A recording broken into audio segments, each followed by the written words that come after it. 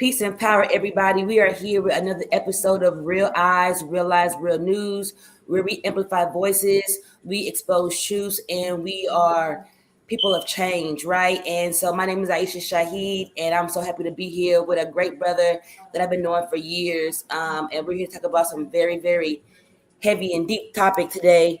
Um, that not is only a concern for our city of Houston, but any other community that has predominantly African American and brown people that are facing injustice in the community through community police. And so, without further ado, I'm gonna let my good brother introduce himself, Brother Rashawn. Thank you, Aisha. My name is Rashawn. I am the co-founder and organizing director of Pure Justice. Many of you may know, some may not, but the ultimate goal of Pure Justice is to end mass incarceration. So we work to bring fairness and equity to the criminal legal system, as well as create economic opportunities for people that's easily overlooked. So some of the things that we work around is like bail reform. Nobody at all, period, point blank, ever in life should be held behind bars simply because they don't have a couple $100s in the bank. Right now, over half of the jail, like 74% of the population, is sitting pretrial. Over half of the people sitting pretrial is sitting in there with bonds of $10,000 or less. And if you know anything about bail, that means all you got to come up with is about 20% or less to get out, which means all you need is $1,000 or a couple $100s to 1,000 to get out, and they just simply don't have it. Um, Fair housing, which is a major tool to create safety, um, and then the economic opportunities. Of course, I mean, them the two things that anybody need to create like a safe household, safe neighborhood, safe block. Because if I don't have or can't maintain housing or a economic opportunity that pay a livable wage, I'm forced to live in survival mode. Um, but oh, I'm sorry, I didn't. This is just introduction, right? Because I was about to keep Yeah, going. yeah, yeah. It's okay. It's okay. Okay. No, it's okay though. That's super cool. And I just want to appreciate you because you've been doing so much, really boots on the ground for as long as I've been knowing you. I want to say for the past since 2017, I want to say I feel like I've been seeing you outside.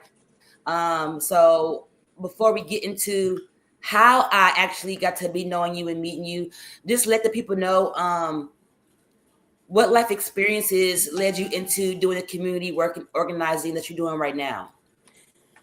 Oh, um, so I actually get that question a lot, and I can never pinpoint it. To be honest with you, like I believe, in God. Like I truly believe in a higher power. Um, not binding myself to no religion, but like as far as like a higher purpose, I truly believe that. And like growing up, I just felt like I always been different. Um, Never was the same for my cousins, my homies I grew up with. I just it was just something different. But ultimately, I ended up having to move out of my mom's home in the seventh grade, middle school. I was a little boy. I had to start taking care of myself, which I can't imagine a lot of the younger kids in like seventh, eighth, ninth grade taking care of themselves. But I had to do it. I had to escape, a very rough household, I would say. I had to figure out how to take care of myself. When I first got sucked into the system, I was a 17-year-old boy behind a false accusation, inadequate counsel, and I most certainly had the right support system. It was just inappropriate for what I was dealing with the court system. The support system I had was if you mention me wrong, in a room that I wasn't in, things might get a little, but not the support system that would stand up against law enforcement or the court system for me. Plus, I didn't think I needed them. And then just outside of being sucked into the system as a kid, and signing a plea deal, not because I was actually guilty of a crime, but to avoid maximum punishment, I watched how the things I thought about life wasn't really real. Like I really thought, like as long as you was a good citizen, you can make it or survive or thrive. I knew about racism, but I didn't understand that, like how predatory life was, and just to continuously watch our people, black people, suffer at the hands of the system and be stuck in positions of generational poverty and trauma, and the people with the power that actually could change certain things can't, because they stuck in traditional norms or afraid to go against white supremacy, is what put me in a position to like just want to be here and represent my people that come from the struggle in order to change stuff for them. Wow, that's powerful. And with that being said, my first time actually meeting you and seeing you was, from what I remember, was you were at the black market and you were promoting your book, selling your book. That was many years ago. It used to be at the at HMAC, at the African American Museum, right? I believe. And so, and then from there went to the Buffalo Soldiers Museum. And so I've been seeing you um, pushing your books. And so you authored a few books. Can you tell us about them and what inspired you to write those books and the core message you want readers to walk away with from these books? Yeah. So the first three books I've written is around the criminal legal system. Uh, they are solely about my life. I actually give people the good, the bad, the embarrassing, and the reader can actually walk through my journey of life on how I got impacted by the system as a kid, Yeah, and the life I had to encounter or endure, from the impacts of the system, and then to tell you how I got from having a prison number of 1953521 to wearing this red shirt. Um, the fourth book I wrote is it's very controversial, intentionally. I talk about the three tools I believe is used to control like our way of thinking, our way of life, like who we are, which is education, religion, and politics. So, and the goal of the book is not to just be controversial, but I am pushing people to think beyond traditional ways of thinking. And I want to encourage you to actually go and do some research if you have the time, instead of just taking some advice because Aisha gave it to them and they actually love and respect you, or just taking advice because it came from Roshan. Like, I want you to like go do some research. Like, go do some digging, some reading, and do some fact checking.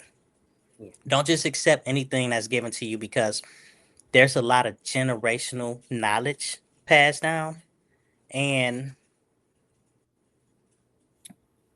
some of the knowledge that is passed down, we need some innovative thinking, you know, um, and we need to expand the way we actually approached like certain things that was given to us mentally. yeah, absolutely. So you have this stolen identity, and then your next book was the domino effect. That's right. So Yeah. we have the domino effect, the vicious cycle of injustice. Yeah.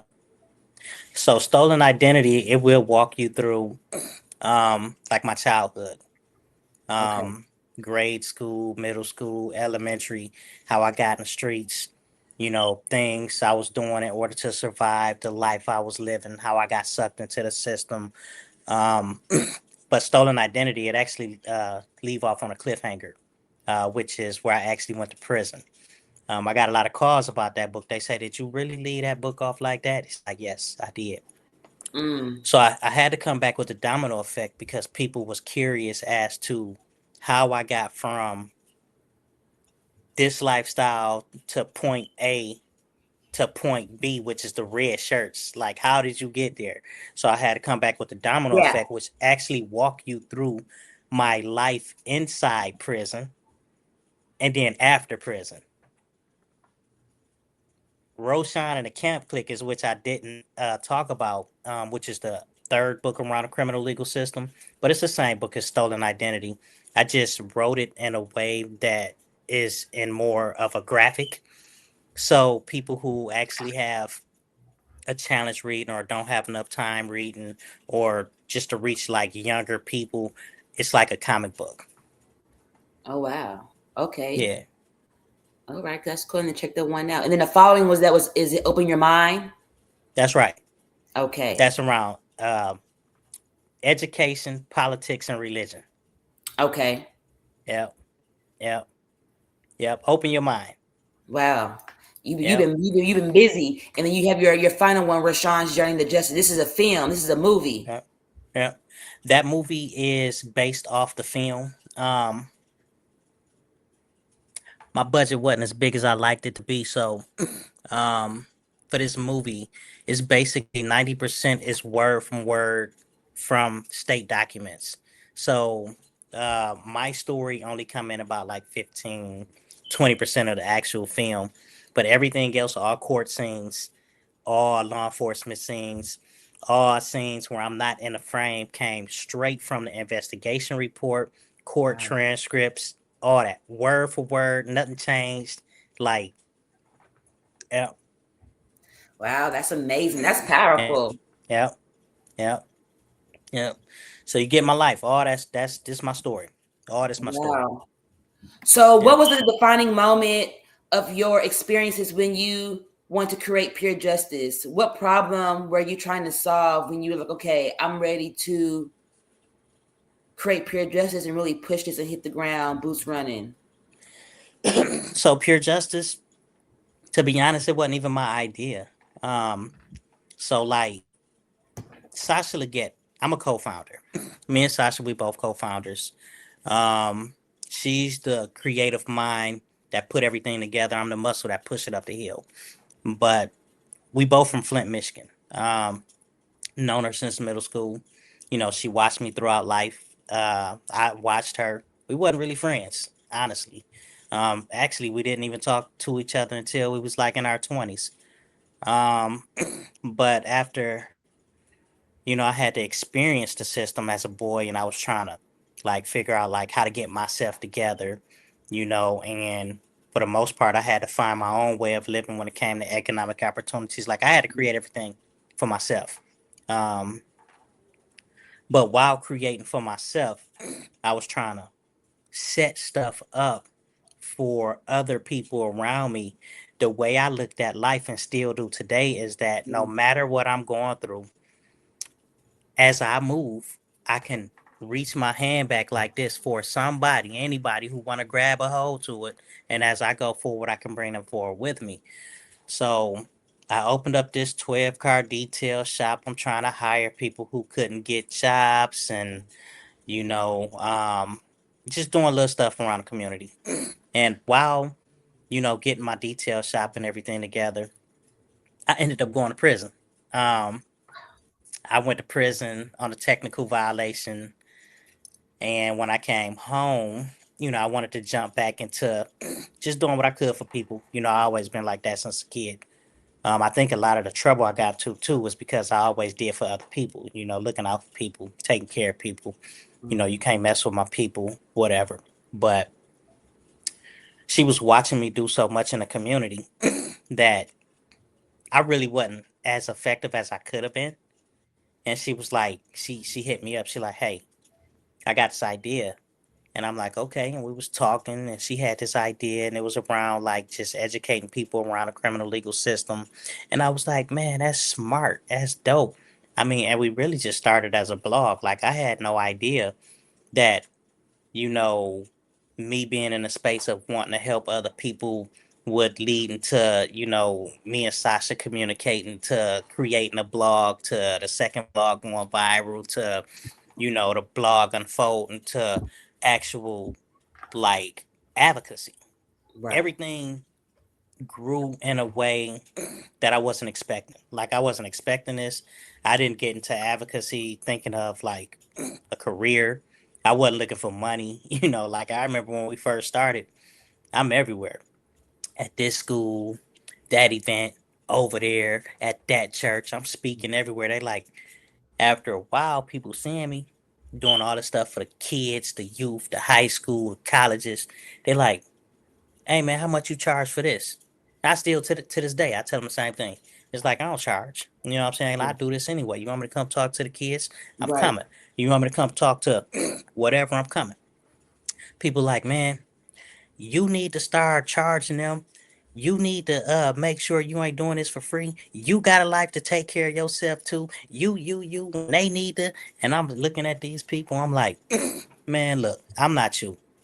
You Right. know, like I'm doing what I know I'm supposed to be doing. You know, this ain't about no quid pro quo. I ain't looking for no money. Like I'm in these spaces because I know I belong here, and whatever's meant for me will come to me. I can assure you that. Yeah. And then one day, everything just changed. Everything that was meant for me came to me. And I always tell people, I know who I am right now at this very moment. I have no idea who I'm gonna be tomorrow. You know, Yeah. so Wow, that's powerful. And so when we first got started, you were able to kind of elaborate on what peer justice is and kind of what y'all do and what y'all advocate for. So this in this line of work, since you started peer justice up until present day, what are some of the most common injustices you've personally seen or responded to in your work on the ground? I responded to all kind of stuff, but I would like to talk to you about something that we've been working on for about 2 years. So, and before I even get to the 2 years, I want to say this: pure justice, like when it comes to like resources or resourcing the community, yeah, you know, we're gonna prioritize who we prioritize, and we ain't gotta say who we prioritize because people see who we prioritize, and it is what it is. You know, we believe in equity. We know who at the bottom of the totem pole. We know who got the most problems. We know who get impacted by the system more so than any other race and culture. You know, um, when you go inside the jail, and I don't care which jail you go into. We got three jails right across the street from each other, and in every single jail, every pod, no matter which floor, 50% of that pod is gonna be black. The other half of that pod is gonna be about like anywhere between 45 to 48% Latino. And then you're going to have sprinkles of whites and others in the jail. Now, if you look at the jail tracker, it'll actually show you that 50% is black, and then it'll show you about like 25% is Latino, and then like 23% is white, and then you'll have the sprinkles of the other. But what they're doing is they're forging the data and the statistics so you can't actually see predatory behavior, Right. and um, the data is false. You know, you have a lot of Latinos that they're representing as white. But anyway, um, out of everything that we do, one of the goals of pure justice is to end mass incarceration. Um, Ending mass incarceration, there's a lot of things that I wish we could touch. We don't have capacity. Yeah. But while figuring out, you know, best ways to navigate to minimize the interactions between community and law enforcement, which should prevent people from cycling in and out of jail, we have built out a coalition with partners, and the coalition name is called Rise. And we Yeah. was very intentional about that name. It stands for Reimagine Safety for Everyone. Not reimagine safety for blacks, not reimagine safety for men, not reimagine safety for the LGBTQ, not reimagine safety for poor or white people or immigrants or undocumented. It's for everybody because we understand that if you really want to service black people, if you really want to get people the relief that they need, regardless of what color they are, you have to actually abolish the problem as a whole. Like you can't make a carve out for a group of people when there's other people experiencing the same problem. Because if you make a carve out for an issue for a group of people, when it's a lot of people who have the same problem, what you're doing is creating a buffer and a band-aid that really serves no justice because the problem still exists. So we've been working to end non-safety traffic stops. And when I Okay. say non-safety traffic stops, I want to emphasize what I mean by non-safety. I mean non-moving violations. I'm talking about the citations that look like an expired tag, expired license. Your tent is too dark uh, in Houston where it gets hot as hell. I'm talking about like an air freshener hanging from your rear view mirror. Like the things that will never, ever, and could never cause danger, threat, harm, or death on the road.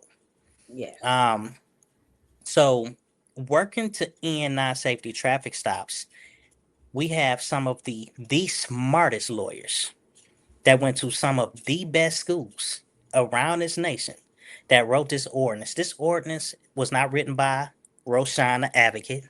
Yeah. It was written by actual lawyers. All right. Now they done studied the law, the local law, to figure out like how can we set this up for it to be legal. They have done the research to understand who's mostly impacted by non-safety traffic stops, who actually goes to jail more so than others, who actually die in traffic stops more so than others, so on and so forth. And by ending non-safety traffic stops, it would give communities of color the relief that they deserve, because now law enforcement cannot have the predatory practices of just getting behind somebody because they came out of a certain zip code, or black while driving, or have a car that look kind of beat up, to see if they can actually find something while fishing in your car with a predatory stop. We've been working on this for over 2 years. We had to share our ordinance with city council, of course, because if we want to actually make this law or ordinance, we need three of city council members to sign off on a Prop A, which puts it, before city council. But we also need 9 signatures from people that sit behind city council, and there's 16 of them, to say, I agree with this. This is something we should implement in Houston in order for it to actually become an ordinance. Did I lose you yet? No. Okay. So everything that goes through a Prop A and get voted on by council that need 9 votes to pass, it has to go through a process called legal. Now, we have been withholding sending the ordinance to legal because we didn't want to start the Prop A process until we actually was able to whip the 9 votes, because we want to win. Right. We don't want to put this in front of the court if we don't have 9 votes yet. Right. But again, some of the smartest lawyers put this together. Now, in the process of working around ending non-safety traffic stops for everybody, council will be preparing to set up a new ordinance around minimizing the interactions around non-safety traffic stops as well.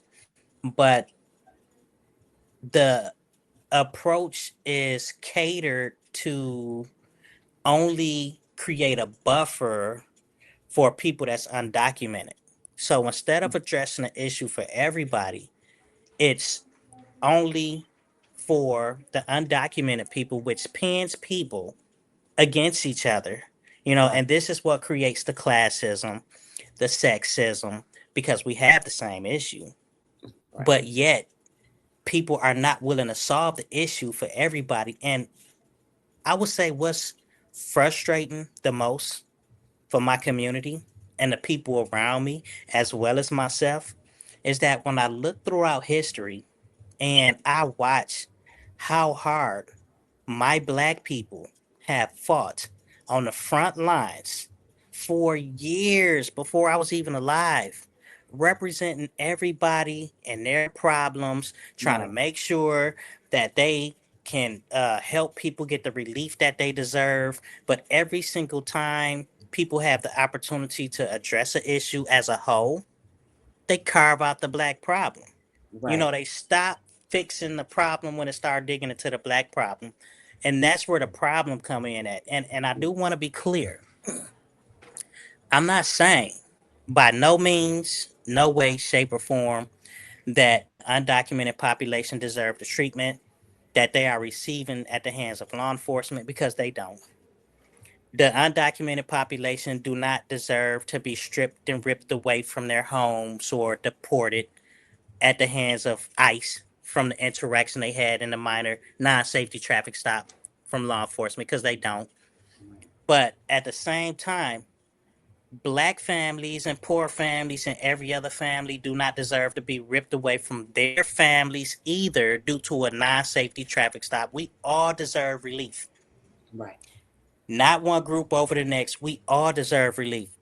And the saddest part about it, one of another sad part about it is that when you start even thinking about how people get ripped away from the household or their homes, some of us, we never return home because we get killed behind a non-safety traffic stop.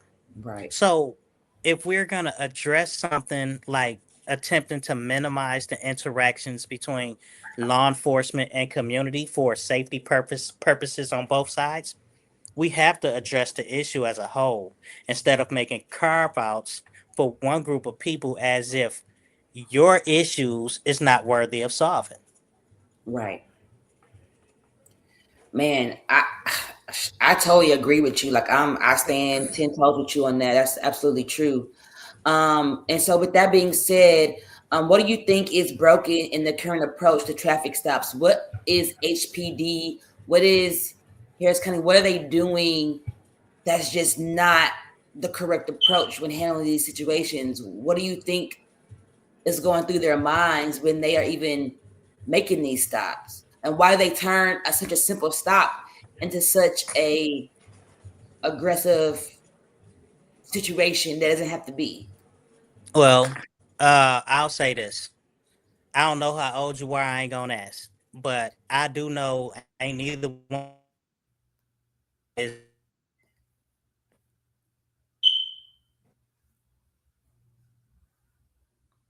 Oh, I think I lost you.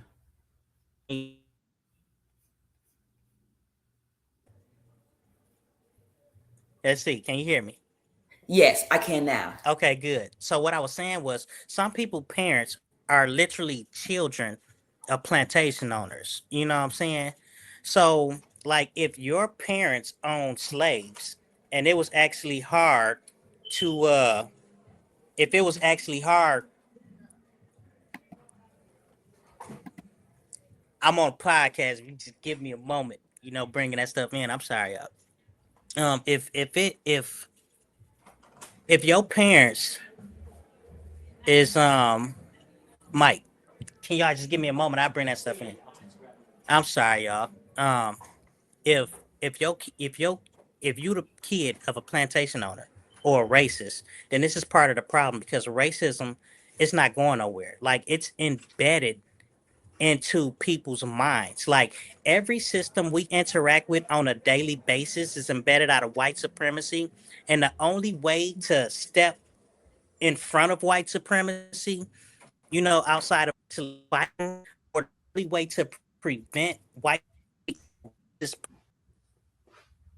had occurred that you can use to discretion or be discretionary says, I'm gonna say, I'm telling you, you can still do this if you want to, whatever that is, but you don't have to. And if racism and biases is gonna be a part of the equation, then you know, prevention will never be because people feel the way they feel about you because of, the way they feel about you, whether your skin too dark, you know, your color, or you poor, you came from a particular family. So the only way to prevent something is to create preventative laws. Like discretionary laws only get black, brown, and poor people jail. Discretionary get black, brown, and poor people prison. It get us citations that we sometimes can't afford. That ultimately turns into warrants that takes us back to jail. And now discretion today even gets people deported. We have to take away discretion.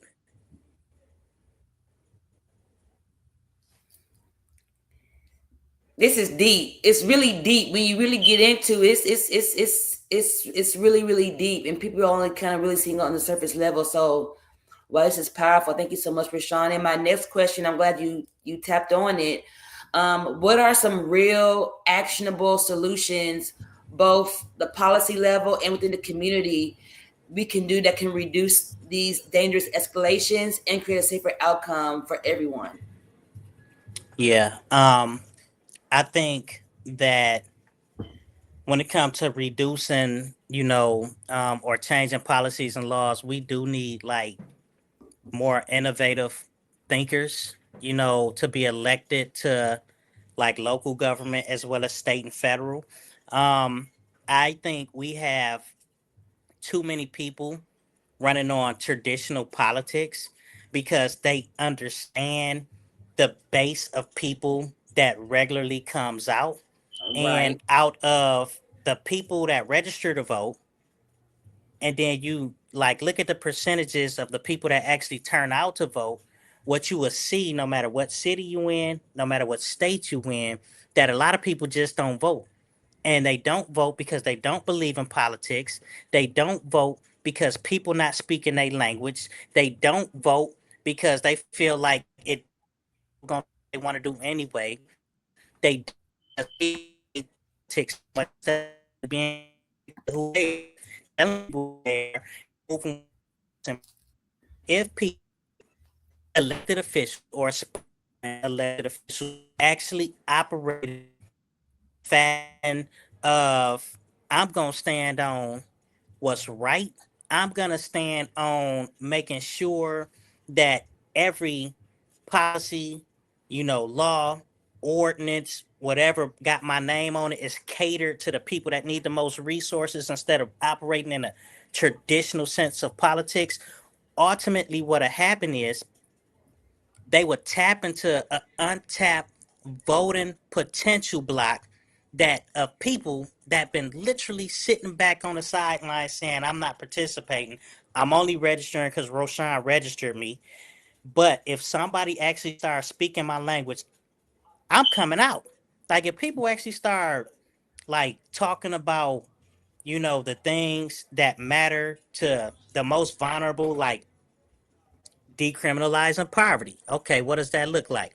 That mean, uh, and deny safety traffic stops, or it looked like decriminalizing, some of the sex work, or decriminalizing, Lord, what's a crime?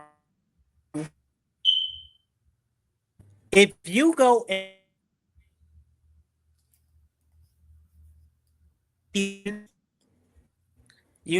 it's encouraged to create traditional ways of living. The people that would normally not come out to vote would. You start talking about eliminating student loan debt relief. Watch how many students start coming out voting. You talk Right. about legalizing marijuana. Watch how many people start coming out voting. You Right. talk about removing the box on a job application that ask about a background when these people trying to survive. Watch how many people start coming out voting. Right. You start characterizing safety in the frame of resources and access. Watch how many people start coming out to vote. Yeah, it's true. And I also think also in our community, a lot of people don't show up because they have this mentality as if they voted, nothing got done before. What's the purpose? What's the reason? People have given up. And some people only have voted one time in their life. And because they didn't get the result that they wanted, they just completely gave up on voting. They don't feel like it's going to do anything. So what do you say to the people like that? Because there's a lot of people in our community that think like that. Oh, it's not going to happen. Oh, it doesn't matter. Nothing's going to get passed. So what do we say to those people who are thinking pessimistically, and that's actually hindering us from getting to where we need to go? Yeah, it's so many moving parts. I can't even say I blame some of them. Like when I look at the elected officials, people who aspire to be or people that's running, you know, excuse my language, but the bullshit. The bullshit. Like And they're taking our innovative ideas. They're taking our ideas, calling them innovative, and going to get funding for them. And you'll see your idea somewhere going on in the city, and they got $100,000 for it, and you don't see one dime of that, nor does your community see that $1 of that. yeah, yeah. I mean, I don't know. Um, I tell you one thing though, when it comes to voting, this go round, now I done made this comment on social media a couple times. I got a little backlash for it. Um, but I did what I did. I encouraged nobody. But this year, this time, this upcoming election, I'm most certainly encouraging it. I'm not voting down ballot. I'm Yeah, not encouraging nobody to vote down ballot just because general election, if people your policies, if your is not, based off to those with, I'm not encouraging nobody to vote for you. I don't care if you're the only Democrat on the ticket. If I got to vote for 10 people out of 79, it's only 10 people getting my vote. Because just because you made it to the last round, to the November race, don't right. mean you deserve or To have it. entitled to the Yeah, black vote. yeah. If you're not catering your policies to us, we not voting for you. Period. Absolutely. My good brother, we're almost close coming to the end. So I want you to talk about again, Rise Houston, what's coming up with you in the community and how can people support what you have going on? So on Tuesday will be city council. It's the night court. It's gonna start at 6 o'clock. Now, um, we are for access. We are for resourcing communities. We know that's how you create a safe community. Um, and what we are asking people to do is just go talk to your elected officials. Go talk to city council. Let them know, how you feel about safe traffic. Um, if we're gonna address the issue, we have to address as an entire for everybody. Is when you separate issues by you pin each other as if I'm more important than you, and or I'm better than you, or it's setting people up for classism. Um, the goal for Tuesday is to just let elected officials know, like, hey, black people been getting left behind, for centuries. And we don't want to be left behind this time. Like, if we're really going to do this, let's do this together for everybody. And I do want to emphasize again, like, this is not saying that we don't want the undocumented population to get the relief that they well deserve, because we do. The Right. thing is, just as they deserve the relief like yesterday, black people too. Just like the undocumented population cannot wait until tomorrow for some kind of relief, black people can't You wait can't either. either. And we all need relief. So we need people to Mhm. turn up to city council. That's 901 Bagby, Houston, Texas. Show up at 6 o'clock. If you want to sign up to speak, you're going to have to sign up on Monday before 3 p.m. And I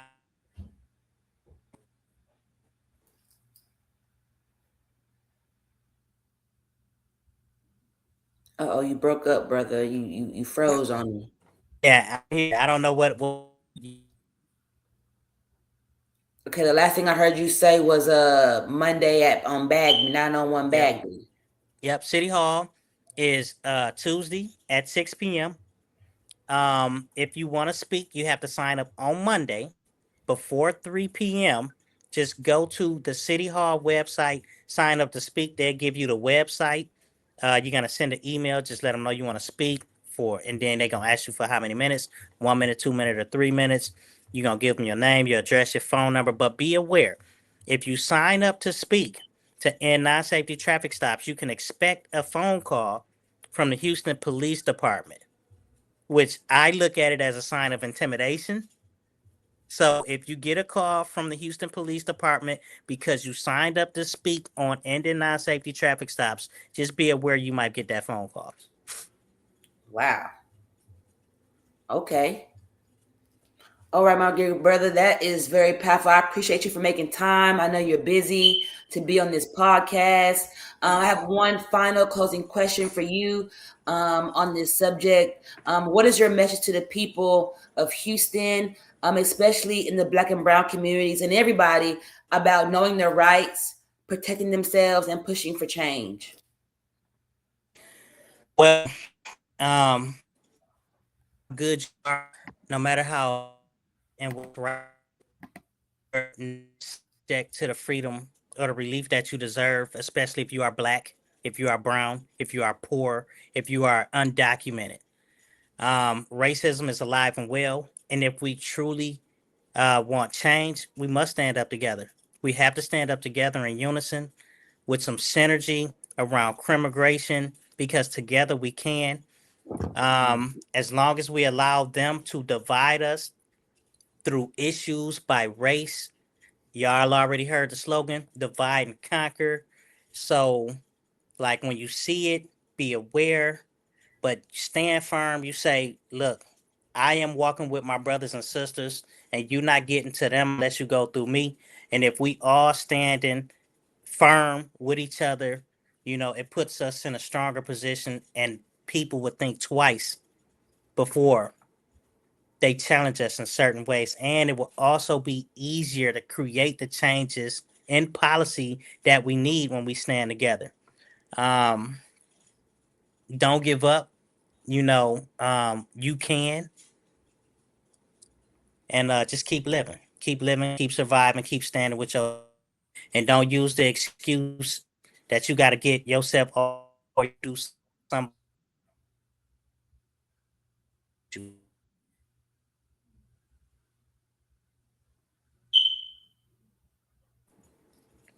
Oh, you froze again, brother. Okay, I heard you though. Man, I appreciate you so much. Thank you again, Brother Rashawn, for just being who you are. You know who you are, and you've been doing that. And I appreciate you seeing you. It was also an honor for my organization to honor you at our first Black Gala Award show and ceremony to Pure Justice. Y'all been doing so much amazing work, a lot of community engagement, a lot of celebration and honoring. Y'all have got some really great wins during this journey too as well. So thank you again so much. Thank everybody for viewing another episode of Real Eyes, Real Lives, Real News, and we will see you again next week. Peace and love. Stay on the back end for me, Brother Roshan.